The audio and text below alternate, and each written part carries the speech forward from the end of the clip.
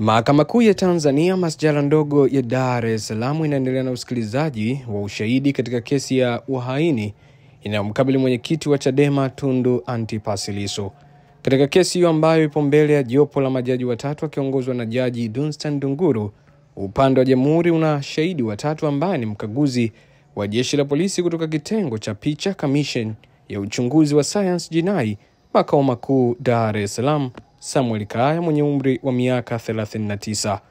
Leo Kaya ataendelea kuhojiwa maswali ya msingi kutoka upande wa jamhuri, ambapo jana Oktoba 16 mwaka 2025 alielezea mahakama hiyo namna alivyofanya uchunguzi wa picha mjongeo ili kubaini kama ulikuwa ni picha halisi ama za kutengenezwa. Tayari mwenyekiti wa Chadema Lissu amekwisha fikishwa mahakamani na kuendelea na mchakato wa usikilizwaji wa kesi hiyo ambayo ipo katika hatua ya ushahidi na shahidi watatu. Na hivi ndivyo Lissu alivyofikishwa mahakamani kwa siku ya leo. Mimi ni Tomika Ndabatu, ungane kwa ripoti zaidi.